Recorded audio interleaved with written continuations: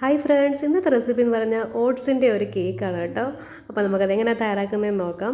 അതിനായിട്ട് 2 പഴം ഞാൻ എടുത്തിട്ടുണ്ട്. റോബസ്റ്റ പഴമാണ് എടുക്കുന്നത്. നിങ്ങൾക്ക് ഇഷ്ടമുള്ള പഴം എടുക്കുക കേട്ടോ. ഇതൊരല്പം പോലും പഞ്ചസാര ചേർത്തിട്ടില്ല.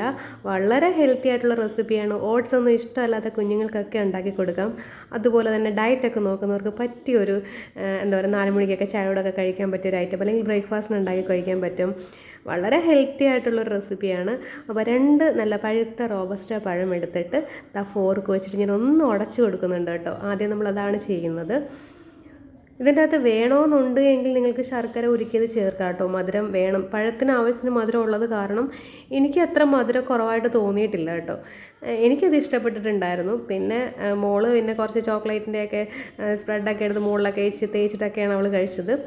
കുഞ്ഞുങ്ങൾക്ക് കൊടുക്കുന്നുണ്ടെങ്കിൽ നിങ്ങളിപ്പം എന്താ പറയുക, ഇങ്ങനെ ചോക്ലേറ്റിൻ്റെ എന്താ ഉണ്ടെന്നുണ്ടെങ്കിൽ തേച്ചിട്ട് കൊടുക്കുക കേട്ടോ. പിന്നെ ഒരു ടീസ്പൂൺ നമ്മുടെ വാനില എസൻസ് ഒഴിച്ചു കൊടുത്തിട്ടുണ്ട്. 2 മുട്ട പൊട്ടിച്ചൊഴിക്കുന്നുണ്ട് കേട്ടോ. അപ്പം നമ്മൾ പഴമൊക്കെ ഒന്ന് ഉടച്ച് കഴിഞ്ഞതിന് ശേഷം അതിലേക്ക് 2 മുട്ട പൊട്ടിച്ചൊഴിച്ചിട്ടുണ്ട്. പിന്നെ വാനില എസൻസും 1 ടേബിൾ സ്പൂണോളം ഇട്ട് കൊടുത്തിട്ടുണ്ട്. ആ മുട്ടയുടെ ആ സ്മെല്ലൊന്ന് മാറാൻ വേണ്ടിയിട്ടാണ് നമ്മൾ ഇങ്ങനെ ചെയ്യുന്നത് കേട്ടോ. ഇനി നമ്മൾ ചെയ്യുന്ന ഇതിലേക്ക് നമ്മൾ കേക്കിന് ആവശ്യമായിട്ട് ചേർക്കുന്ന ബേക്കിംഗ് പൗഡറും 1 ടീസ്പൂൺ ബേക്കിംഗ് പൗഡറും 1/4 ടീസ്പൂണോളം ബേക്കിംഗ് സോഡ, അതായത് നമ്മുടെ സോഡാപ്പൊടി ഇല്ലേ, അതും കൂടി ചേർക്കുന്നുണ്ട്. ഇനിയിപ്പം ബേക്കിംഗ് സോഡ ചേർത്തില്ലെങ്കിലും കുഴപ്പമൊന്നുമില്ല, ബേക്കിംഗ് പൗഡർ മാത്രം ചേർത്താലും മതി.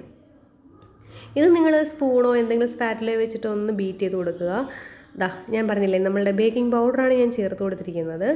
ഇനിയും ഇതിൽ നമ്മൾ മെയിനായിട്ട് ചേർത്തിരിക്കുന്നത് നമ്മുടെ ഓട്സ് ആണ് കേട്ടോ. ഇത് ഞാൻ ഫ്രൈ ചെയ്തിട്ടില്ല, റോസ്റ്റ്, അതായത് പൊടിച്ചെടുത്തിട്ടൊന്നുമില്ല, മുഴുവനായിട്ടുള്ള ഓട്സ് അങ്ങനെ അങ്ങ് ചേർക്കുകയാണ് കേട്ടോ. വളരെ ഹെൽത്തി ആയിട്ടുള്ള റെസിപ്പിയാണ്.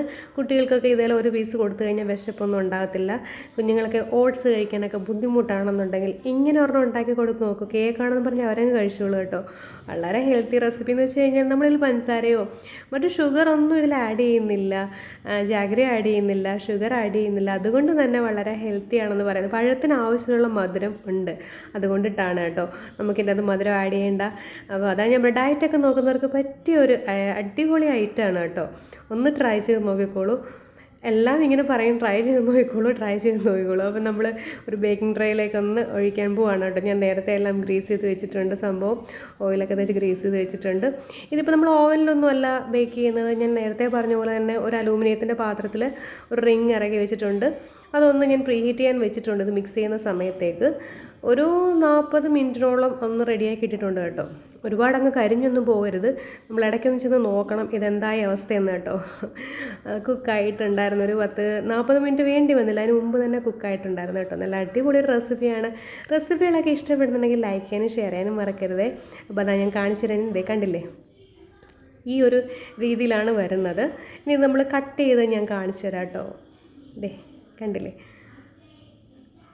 നല്ല അടിപൊളി ഒരു റെസിപ്പിയാണ്. മൈദയൊക്കെ എന്താ പറയുക, കഴിക്കാൻ ഇഷ്ടമില്ല, മൈദ ഹെൽത്തി അല്ല എന്ന് തോന്നുന്നുള്ളവർക്കൊക്കെ ഇങ്ങനെ ചെയ്യാം. പിന്നെ നമുക്ക് കേക്ക് തന്നെ വേണമെന്ന് നിർബന്ധമാണെന്നുണ്ടെങ്കിൽ നമ്മൾ മൈദ വെച്ച് തന്നെ ഉണ്ടാക്കേണ്ടി വരും കേട്ടോ.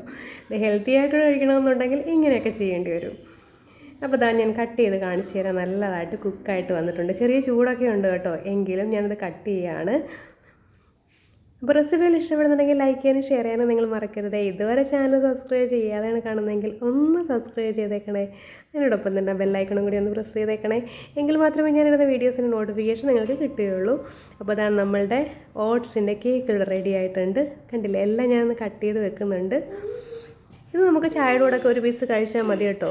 വളരെ നമുക്ക് പെട്ടെന്ന് വിശപ്പൊന്നും ഉണ്ടാകത്തില്ല. വളരെ ഹെൽത്തിയുമാണ്, അടിപൊളി ടേസ്റ്റുമാണ് കേട്ടോ. റെക്കോർഡ് ചെയ്ത് തീരുന്നതിന് മുമ്പേ കുഞ്ഞ് വഴക്കിന് വന്നിട്ടുണ്ട്. അപ്പോൾ ഞാൻ കട്ട് ചെയ്ത് വെച്ച് എല്ലാം ഞാനിവിടെ വെച്ചിട്ടുണ്ട്. കണ്ടില്ലേ, നല്ല അടിപൊളി ഒരു ഈവനിങ് സ്നാക്ക് ആയിട്ടോ അല്ലെങ്കിൽ നിങ്ങൾക്ക് ബ്രേക്ക്ഫാസ്റ്റ് റെസിപ്പി ആയിട്ടോ എങ്ങനെ വേണമെങ്കിലും എടുക്കാം കേട്ടോ. അപ്പോൾ എല്ലാവരും ഒന്ന് ട്രൈ ചെയ്ത് നോക്കുക. റെസിപ്പികളൊക്കെ ഇഷ്ടപ്പെടുന്നുണ്ടെങ്കിൽ ലൈക്ക് ചെയ്യാനും ഷെയർ ചെയ്യാനും മറക്കരുത്.